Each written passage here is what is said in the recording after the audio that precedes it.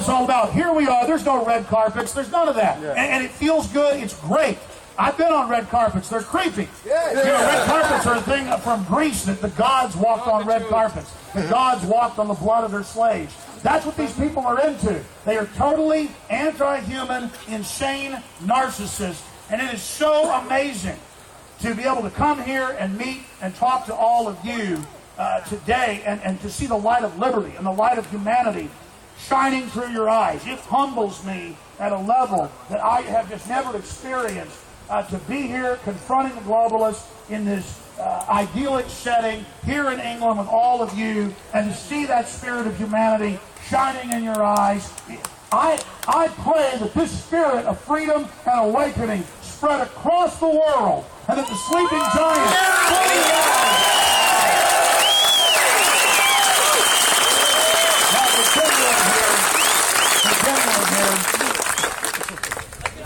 it is absolutely essential. It is key that all of us that have been here today continue on and become leaders in your area. And I know I've said that several times, but you are the leaders, you are the answer, you are the resistance, you are the future. And the fact that humanity is beginning to awaken also indicates to us that deep down in our survival instinct, in our discernment, we know that the hour is short because they know that the hour is short and they're accelerating their dehumanization program because they crave power and submission more than anything else. And that's why I want you here today to pledge with me to never submit or surrender to the forces.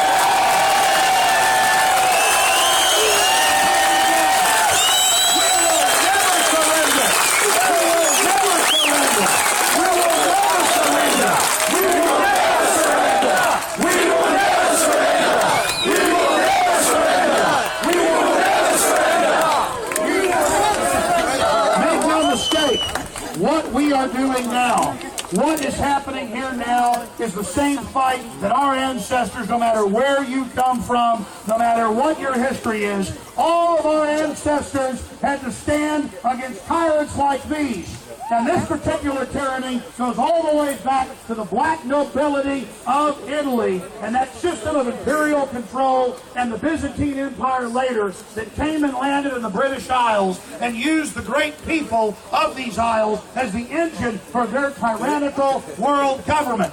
And so when I say the answer to 1984 is 1776, I want everyone to know who lives in the UK.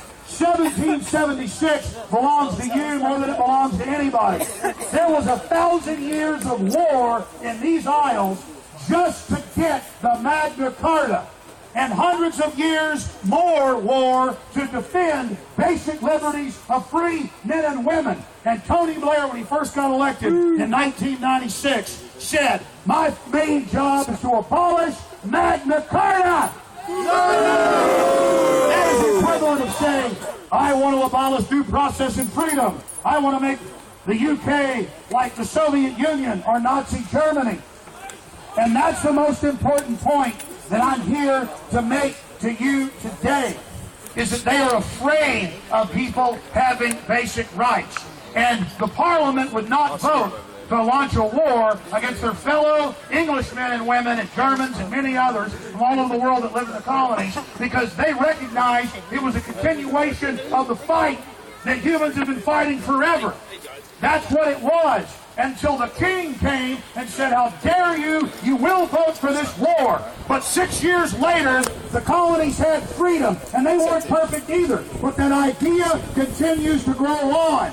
And that's why I want to tell everybody in the UK, it was an Englishman, Eric Blair, a.k.a. George Orwell, who envisioned the nightmare future of 1984 because he worked in MI6. He worked as an imperial policeman before that. He was on the inside. Winston Smith was the character of himself in the future as he saw it. And so it was an Englishman that envisioned the tyranny of 1984. And it was Englishmen and other great people that envisioned 1776.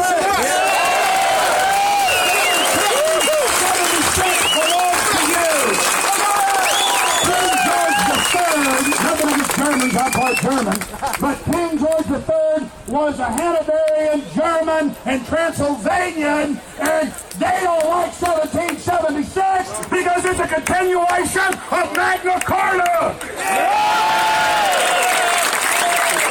Why did Tony Blair say, my first job is to get rid of Magna Carta? Because people by the hundreds of thousands died so that the public would have general rights. These have been paid for in blood. And if we let the New World Order win now, everything our ancestors fought for on every continent dies in vain.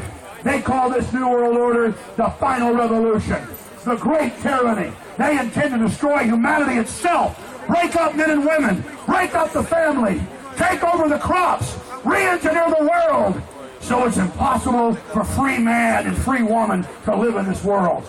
They come to destroy your free will. They come to destroy your future. So we're not talking about an individual death here. We're not talking about one person dying. I'm not worried about being killed, and I know David Icke's not worried either. We're here, no security, up here, climbing up on the stage, because we're just like you, with red wine. And we realize that there is no future for our children and their children.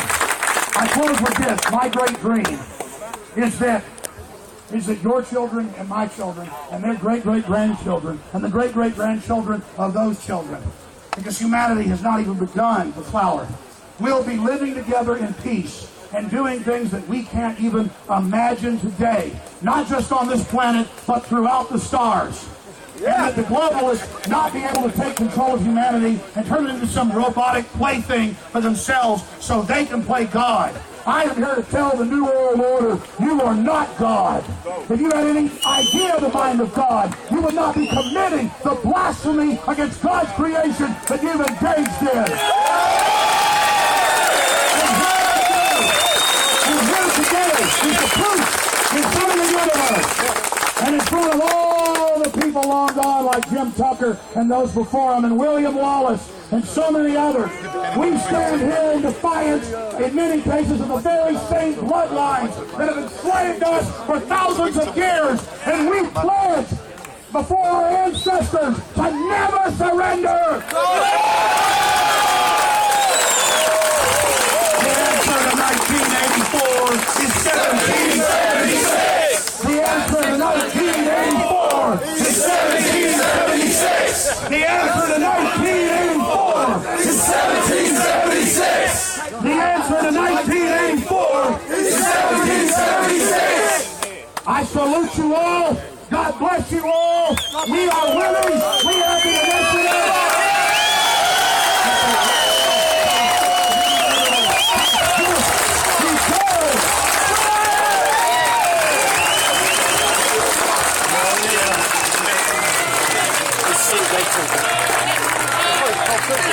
And again, we're still every year here. Let's bring Charlie Skelton up for 5 minutes. Yeah, Charlie, where is he? Talk about another French Fest. I think everybody should do this every year. I think we should follow the Bilderbergs wherever they go and harry them. We will never surrender. We will never back off. Bilderberg has fallen.